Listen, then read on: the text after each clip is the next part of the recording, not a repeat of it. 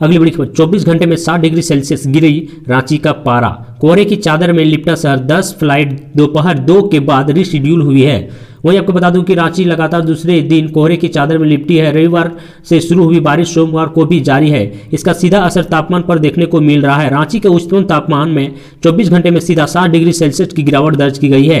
ये एक दिन सीजन का सबसे अधिक गिरावट है। इस दौरान रांची में 3.8 मिलीमीटर बारिश दर्ज की गई है। वहीं आपको बता दें कि दरअसल बंगाल की खाड़ी से आ रही गर्म हवा बादल के ऊपर थी और ठंडी हवा बादल के नीचे थी, जिसके कारण रांची समेत झारखंड के कई हिस्सों में फॉग की स्थिति बनी हुई है।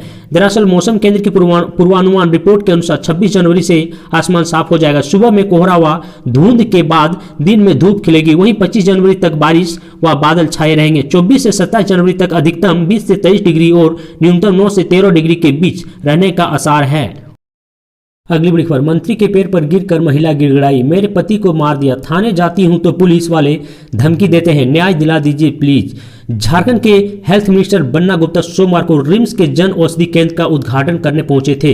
यहां वह इस प्रकार की प्रक्रिया को पूरा कर ही रहे थे कि अचानक एक महिला मंत्री के पैर पर गिरकर न्याय का गुहार लगाने लगी।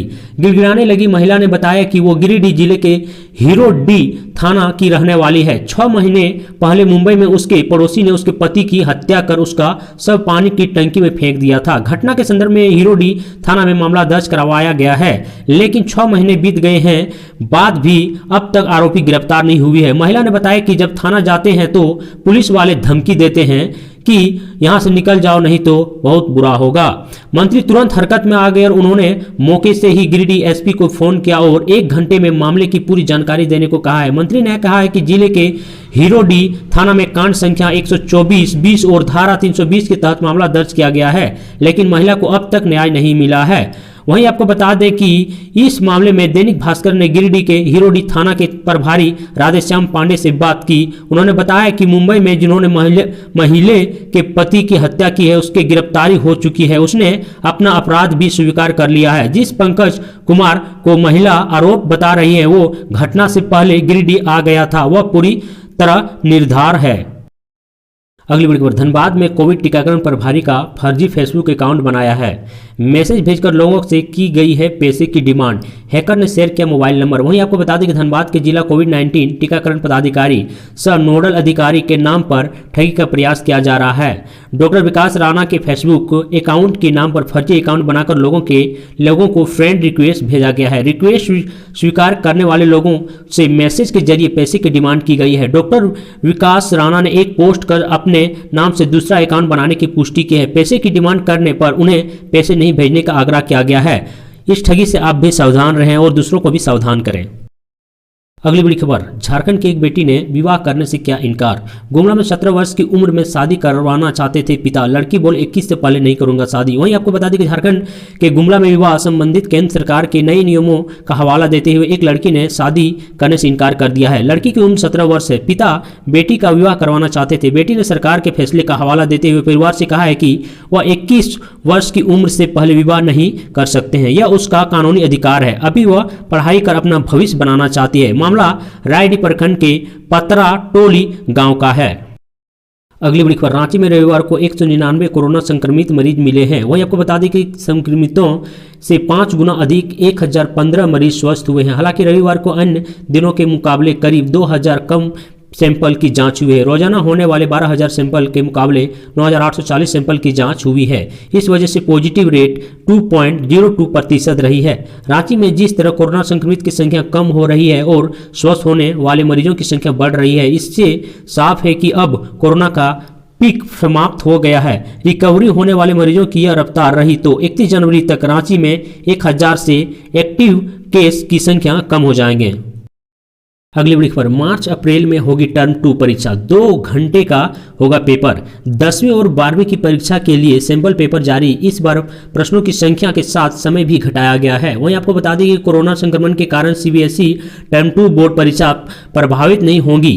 सीबीएसई ने 10वीं और 12वीं की बोर्ड परीक्षा के लिए सैंपल क्वेश्चन पेपर जारी कर दिया गया है। सैंपल पेपर में स्टूडेंट को राहत देते हुए 2 घंटे का पेपर किया गया है। पहले 3 घंटे का पेपर होता था। पिछले पैटर्न में मुकाबले सैंपल पेपर में प्रश्नों की संख्या 60% तक की कमी की गई है। सीबीएसई की ओर से बोर्ड परीक्षा को लेकर तैयारी की जा रही है। यह परीक्षा मार्च अप्रैल में होगी। टर्म 1 का रिजल्ट जनवरी के अंत तक आने की उम्मीद है। सीबीएसई ने स्टूडेंट को सहूलियत देते हुए टाइम से लेकर कोर्स को राहत देते हुए सैंपल पेपर तैयार किए गए हैं। वेबसाइट पर सैंपल पेपर के लिंक जारी कर दिया गया है। अगली बड़ी खबर, रांची से कोलकाता के लिए प्रस्तावित वंदे भारत ट्रेन अप्रैल के बाद शुरू होने जा रही है। यह बहुप्रतीक्षित ट्रेन रांची कोलकाता शताब्दी एक्सप्रेस की जगह चलेगी। इस ट्रेन की खूबी होगी कि इसमें झारखंड और बंगाल की संस्कृति को दर्शाया जाएगा। इसके इंटीरियर पर काम चल रहा है। अगली बड़ी खबर, मुख्यमंत्री हेमंत सोरेन ने बोकारो के उपायुक्त को कड़ी फटकार लगाई है। अपने ट्विटर अकाउंट से मुख्यमंत्री ने डीसी को चेतावनी देते हुए कहा कि यह स्थिति बर्दाश्त के बाहर है, अविलंब संज्ञान लेते हुए स्थिति में सुधार करें। मुख्यमंत्री के इस ट्वीट पर झारखंड के प्रशासनिक महकमे में हड़कंप मचा हुआ है। मामला बोकारो सदर अस्पताल की बदहाली का है। आपको बता दें कि अब मुख्यमंत्री के गुस्से का कारण समझिए। दरअसल बोकारो सदर अस्पताल में लापरवाही और बदहाली का आलम है। यह है कि मरीजों की बिस्तर पर बेड सीट तक नहीं है, मिलते डॉक्टर अपनी ड्यूटी पर नहीं रहते हैं, अस्पताल के अंदर जो जांच घर है उसमें ताला लटकता रहता है, इलाज कराने आए मरीजों को बेवजह दौड़ाया जाता है। वहीं आपको बता दें कि मीडिया में खबरों के मुताबिक आने के बाद बोकारो सदर अस्पताल के बदहाली सुर्खियों में आ गई है। एक स्थानीय युवक अफजल खान ने मुख्यमंत्री हेमंत सोरेन और स्वास्थ्य मंत्री बन्ना गुप्ता के संज्ञान में इस मामले को लाया है। आरोप लगाया है कि कोरोना की तीसरी लहर में सभी सरकारी अस्पतालों को पूरी तरह दुरुस्त रखने का सरकार का आदेश के बावजूद भी बोकारो सदर अस्पताल की स्थिति बहुत खराब। आज बस इतना ही, मिलते हैं अगले न्यूज में। वीडियो अच्छी लगी हो तो लाइक एंड सब्सक्राइब अवश्य कर दें। आपका लाइक करना ही हमारा मेहनत का फल होता है।